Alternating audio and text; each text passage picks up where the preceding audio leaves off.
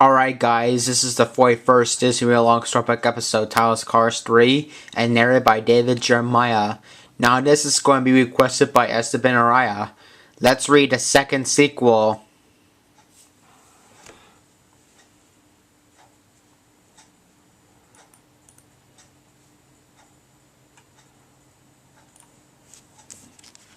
This is a story about Lightning McQueen and his love for racing. You will know it's time to turn the page when you hear this sound. Let's begin now.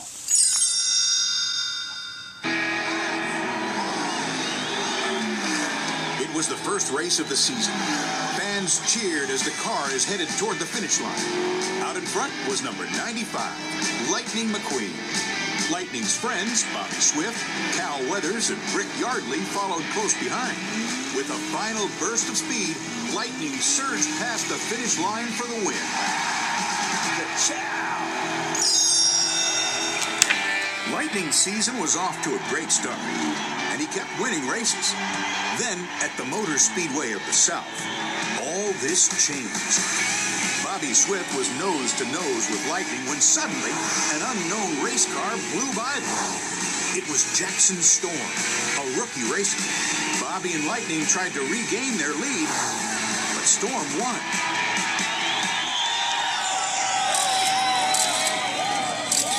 After the race, Lightning congratulated the rookie. Hey, Jackson Storm, right? Great race today. Storm grinned. Oh, wow. Thank you, Mr. McQueen. You have no idea what a pleasure it is for me to finally beat you. Oh, thanks. Lightning turned away and then stopped. Wait, hang on, did you say meet or beat? Storm smirked. I think you heard me. Jackson Storm was part of a new generation of high-tech race cars. These next-gen racers were faster than the cars that had come before. They won race after race. Soon, veteran racers began retiring or losing their sponsors. Lightning couldn't keep up with the next gens. In every race, he finished behind Storm. But he wasn't ready to give up and retire. At the start of the final race of the season, Storm mocked Lightning. Hey, champ, where'd all your friends go? Lightning was determined to beat the next gen. When the racers began the last lap of the race, Storm passed Lightning to take the lead. Lightning pushed himself harder than ever. Come on, come on, come on! Suddenly, Lightning pushed himself too hard. His tire blew out. As Lightning rolled over and over, his whole world went black.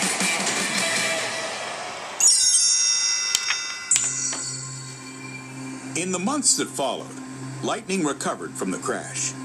He was physically ready to race again, but he wondered if maybe it was time to retire. Lightning thought about his mentor, Doc Hudson. Doc was one of the best racers of his time, but a devastating crash had ended his racing career early. Lightning made a choice. He wasn't going to end up like Doc. I decide when I'm done. When Lightning told his sponsors, Rusty and Dusty Rusties, that he would race again next season, they were thrilled. They had just made a deal to get Lightning a new training center so he could train on the same equipment as the next gens. But to do it, they had sold Rusty's to a business car named Sterling. Rusty and Dusty introduced Lightning to his new sponsor. Sterling was excited to meet him. Lightning McQueen, you have no idea how much I've been looking forward to this.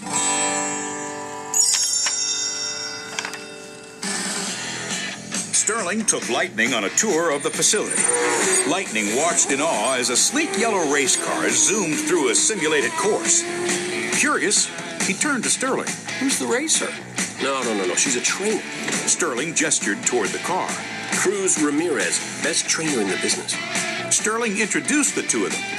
Cruz wasn't impressed by Lightning. It looks old and broken down with flabby tires. Lightning was offended. Hey, I do not. Cruz smiled. Use that! Lightning laughed. Oh, I see. I can use that energy for motivation, right?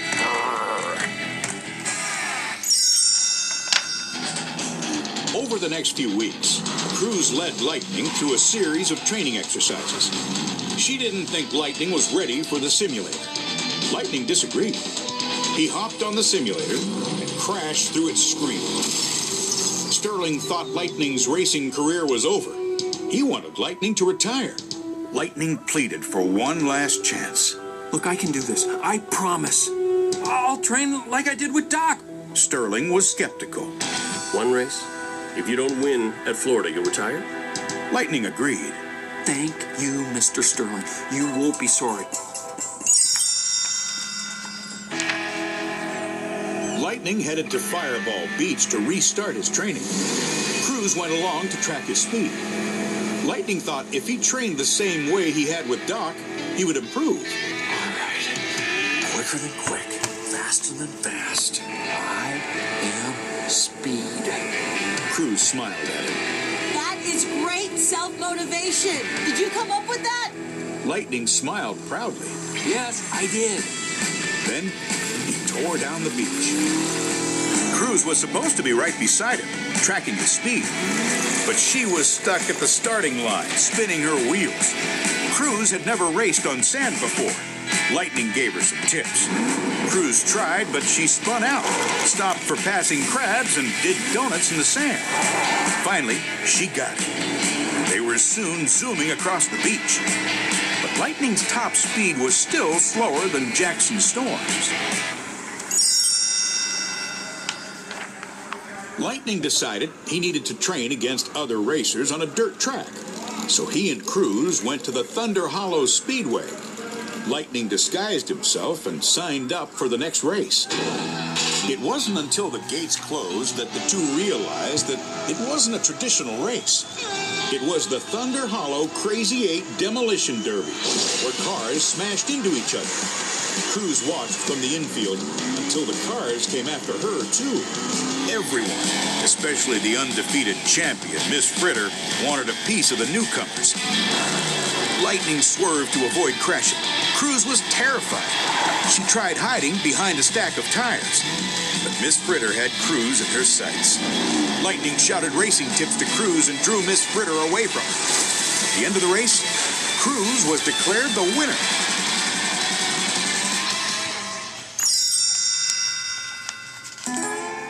After the race, Lightning lashed out at Cruz. He still hadn't improved his speed because he was too busy taking care of her. This is my last chance, Cruz. Last. Final. Finito. If I lose, I never get to do this again. If you were a racer, you'd know what I'm talking about, but you're not. So you don't. Cruz turned away. I've wanted to become a racer forever. Because of you. Cruz told Lightning about her first big race. A local track owner had given her a chance at professional racing, and she'd blown it. She had been intimidated by the other racers. I knew I could never compete. I just left. It was my one shot, and I didn't take it. Lightning apologized. He hadn't meant to hurt Cruz's feelings. The next day, Cruz resigned as Lightning's trainer. But Lightning asked her to come with him to the famous Thomasville Speedway. Lightning wanted Doc's old crew chief, Smokey, to train him. Cruz agreed. When they got there, they found Smokey. He took them to meet Doc's old friends. Lightning couldn't believe that he was actually meeting his heroes. Three of the biggest racing legends ever. Junior Midnight Moon, River Scott, Louise Barnstormer Nash. Later, Lightning admitted to Smokey that he didn't want to end up the same way Doc had. Smokey led Lightning to his garage. The letters Doc had sent him while he was Lightning's crew chief hung on the wall. Doc had seen something in Lightning that he didn't see in himself. Smokey smiled. Racing wasn't the best part of Hud's life. You were.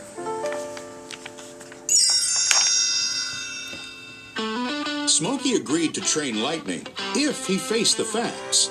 You're old. Accept it.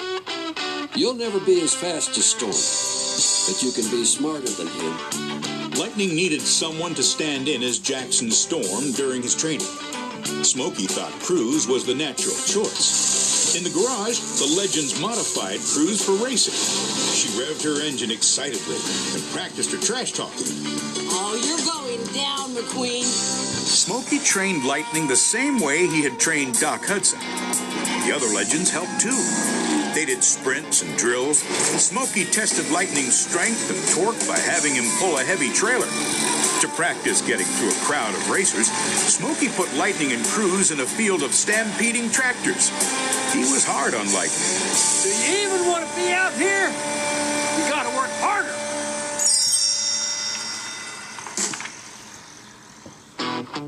After several weeks of training, it was nearly time for the big race. But Smokey had one more test for Lightning. An all-out race against Cruz.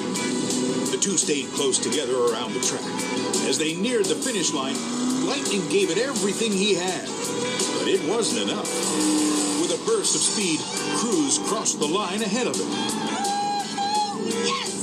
That was awesome! Cruz stopped as she looked at Lightning.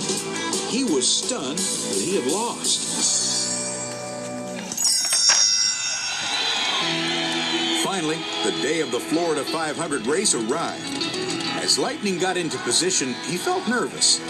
He still hadn't managed to match Storm's speed, and his whole racing career was on the line. The starting flag dropped, and the race began. As Lightning sped past the other cars, Smokey and Cruz cheered him on over the headset. Suddenly, Lightning heard Sterling tell Cruz to head back to the training center and take off the spoiler and racing tires. She was a trainer, not a racer. Lightning had said the same thing, but he realized he was wrong. Cruz was awesome on the simulator, on the beach, and on the track at Thomasville. She'd always been a racer at heart. She just needed a chance. Suddenly, there was a wreck on the track. Lightning immediately headed for the pit and asked Cruz to meet him there. The pit crew started working on Lightning, but he stopped them. He nodded toward Cruz. Not me! The crew gave Cruz new tires, a paint job, and the number 95. Cruz was completely confused. Why are you doing this? Lightning smiled. He wanted to give her the chance to show the world that she was a racer. As Cruz sped around the track, Lightning gave Smokey advice to pass along to him. Finally, Smokey gave Lightning the crew chief headset. Lightning coached Cruz around the track, reminding her of all she had learned. See through the window. Cruz saw an opening between racers and shot through. The crowd began cheering for the new 95. With only a few laps left, Cruz moved up until she was just one car behind the leader, Jackson Storm. Storm dropped back to taunt Cruz and her new paint job. He didn't think she deserved to be in the race. She wasn't a race car. You'll never be one of us. Storm's words hit Cruz hard, and she slowed down, falling behind Storm. He surged ahead, but Lightning wasn't going to let Cruz give up. He sees something in you that you don't even see in yourself. That you're a racer. You made me believe it, but now you gotta believe it too. Use that. Cruz felt her confidence return and sped up until she was right behind Storm. The next gen was rattled. You are not going to win. Cruz laughed at his frustration. You know, you can use that anger to push through. I said I'm not angry. Just then, Cruz made a move to the outside. Storm viciously slammed into it, pushing Cruz into the wall. You don't belong on this track. Cruz wasn't going to give up. Pushed herself off the wall and flipped over Storm. Cruz came down in first place and sprinted for the finish line. Cruz won, and the crowd went wild. The leaderboard showed the winner as McQueen Cruz. Because they had both raced wearing the number 95, Lightning and Cruz had both won. Lightning couldn't have been prouder of his friend. Sterling couldn't believe it either. Lightning didn't have to retire.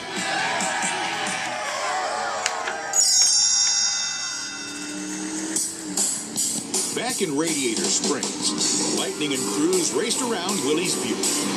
Cruz was now part of Tex Dynaco's race team and had taken Doc Hudson's old number, 51. Even better, Tex had bought Rusty's from Sterling. Lightning and Cruz were teammates. Lightning was happy.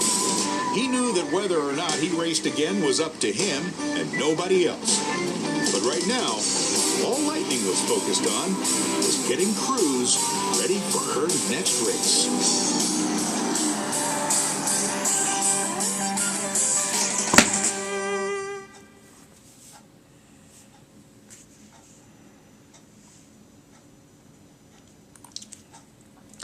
Now remember, please ask me more questions. And also request me one 2018 collection video after my Warner Bros. VHS collection you want me to do next. Now remember, one request at a time. Thanks for watching. Please like, comment, and subscribe. And I'll see you later.